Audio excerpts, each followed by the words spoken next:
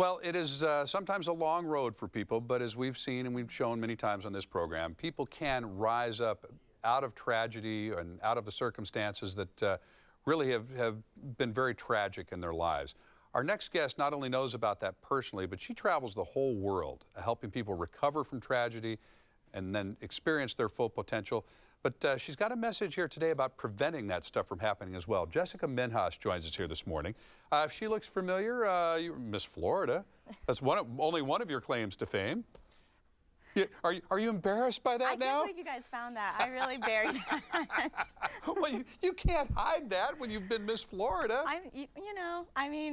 I suppose you're right. I suppose you're right. It's on the internet. It can be found. It's out there. Yeah, exactly right. It's out there. But when people would look at you, and my only point in that truly is that when people look at you, they would say, what kind of tragedy could this beautiful young woman have possibly lived through? You're positive, you're upbeat, you travel the whole world, working on the cause of preventing exploitation, and yet your life was pretty tough.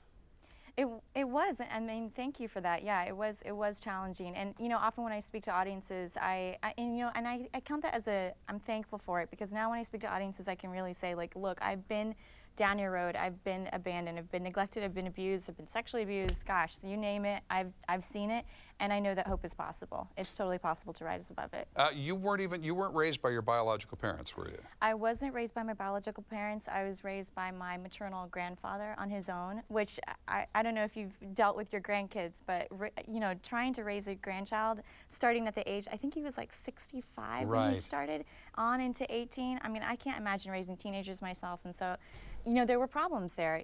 He was dealing with his grief and his depression by using alcohol, and so prior to him using alcohol during the day, he was a very kind and generous man, but 11 a.m. hit and he turned violent, and I'm sure you've seen that before in your work as well. And then the roles actually switched, though, when he became ill and you became a caretaker. I did. And at a very young age, I might add again. Yeah, and at 15, I was taking care of him. He was half paralyzed after his stroke, and then he broke his hip, and so I was his main caretaker. And for the longest time, I was like, wow, this is like such a responsibility to take on by myself. But did you know that there's actually millions of reverse caretakers for grandparents in the USA? It is a phenomenon that is really growing right now. And this is one of the things that you can speak to. And you were here in town speaking to a group of people, and you for which group was this? It's called the Live Well Project. This is the 6th year, and it was incredible. They had 300 plus foster kids from all sorts of backgrounds, foster,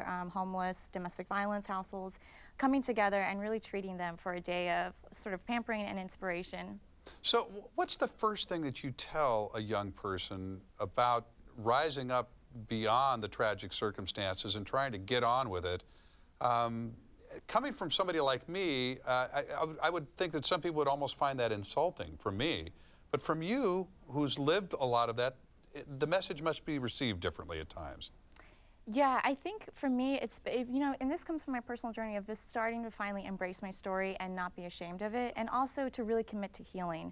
And I say that to all of my audiences and anyone I speak to that shares their story with me. I always say, look, it's going to be hard, but you can be whole again. You're just going to have to really do the work and commit to yourself. And so that's sort of where the phrase "I'll go first" came from.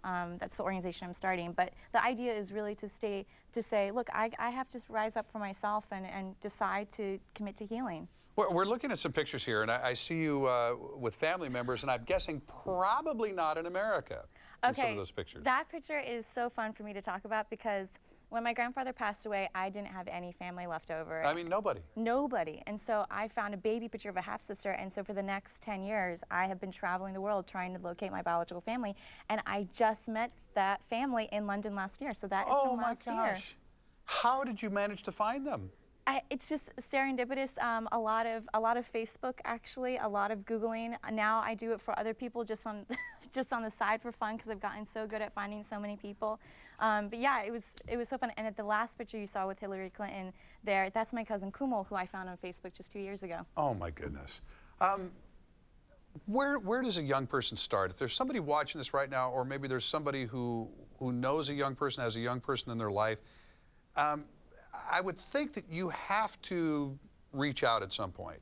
You can't, I mean, other people can't do this for you.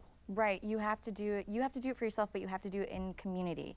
And so it's all about finding safe people and learning how to trust and lean on them again. So tell me a little bit more about your website and what you're starting and everything, because that's where we're going to point everybody today if they want to know more and they want to get more information. Wonderful. Yeah. So the project is called I'll Go First. The idea is I will go first in my own healing. And that came out of, talking to audiences so frequently as you see here at my TED Talk.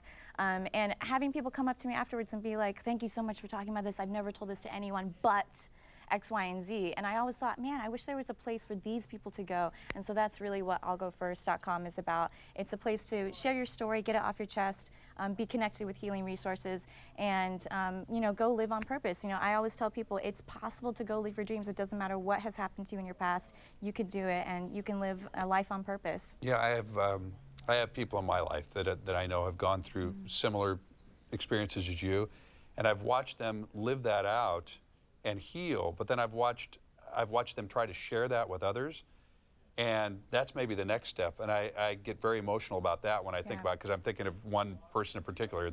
I was there on the day she was born. Wow. And she had some tragic things happen in her life, and now I see her on stage sharing with other people.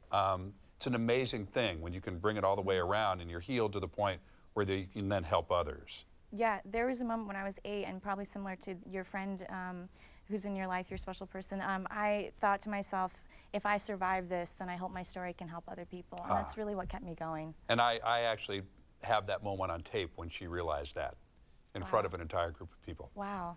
So, that's powerful. Jessica, thank you so much. Jessica Minhas, I'llGoFirst.com. Yes. Yeah. Jessica Minhas, great to see you. Thank you so much for coming in and sharing today. And thank you for staying. I know that you had a chance after the weekend to move on, and you stayed just for us. So thank you so much. Thank you for having me. All right, great to see you.